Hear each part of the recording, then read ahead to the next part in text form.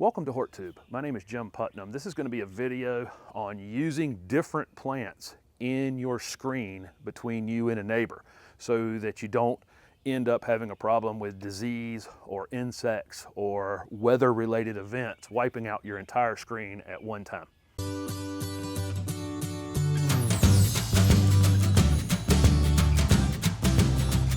These are some of the screening plants I used in my screen at my house. I have about a 100-foot line that was open between me and the neighbor that's directly behind me.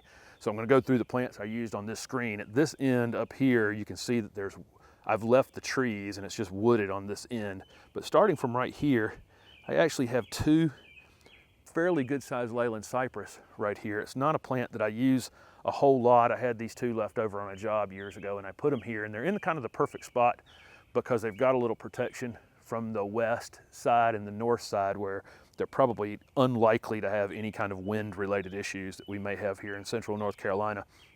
Moving over from there, there's a river birch right here, and this plant that starts right after the Leyland Cypress, it's between the birch and the Leyland, is a recurve ligustrum. I have videos on each of these varieties. I have a video on the Leylands, I have a video on these, so I'll link those in the description of this video.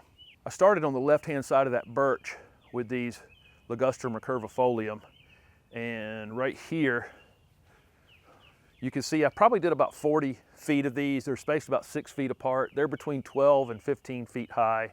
They're in flower now. They'll eventually get a purple berry where the flower is. I didn't really grow them for the flower.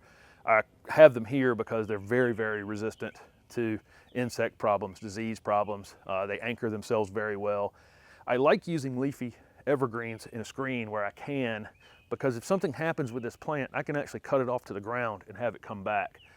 Conifers don't tolerate that at all. If you cut them off to the ground, you're just going to have to replace them. From here, I actually used a different ligustrum. I'm in the shade of a very large purple leaf plum now that's gotten maybe 30 feet tall and probably almost equally as wide. It's dropped little plums all over the ground here, but from here down, I had the two Leylands and then about 40, maybe 50 feet of the Ligustrum Recurvifolium, and then I changed ligustrum. This one's Ligustrum Davidson Hardy. It's another Japanese ligustrum, but my thinking on this always is, you're gonna ask why would you change every so often.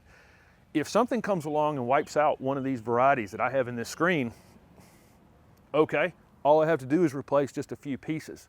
If you go to a store and you buy 50 of the same thing for your screen, if something comes along and damages them, whatever it may be, weather-related, drought-related, whatever it is, you're gonna lose your entire screen. So I encourage you, don't go and say, what's the best screening thing? What can make my neighbor go away the fastest? Ask, what are the top 5 things that I could use in the area that you're in? And then maybe pick 3 that you like the best and mix those into your screen. Sorry, I've moved into a much sunnier space doing this. I'm outside of my fenced space now. I had about 30 feet of those Davidson Hardy ligustrum. And then on the corner here, I put this Chinese Viburnum. It's Viburnum Chindo.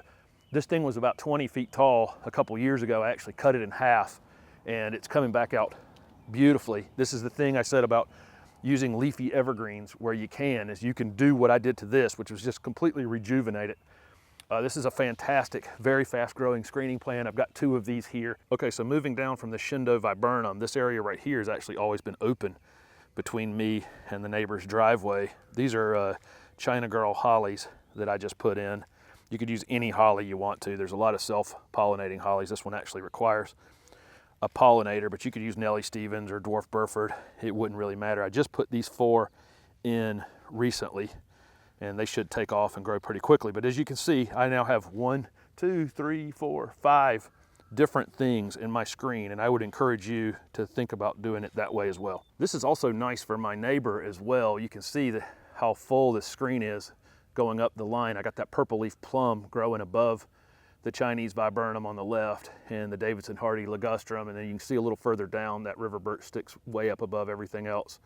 So it's actually quite nice on my neighbor's side as well, and it's very lush and very full, and if I lost any of it, it wouldn't be any problem to replace a couple pieces. So that's how I went about putting a screen in between me and my neighbor. If this video was helpful, please hit the like button and subscribe to my channel for future videos. Also comment below with any questions you have about screening plants.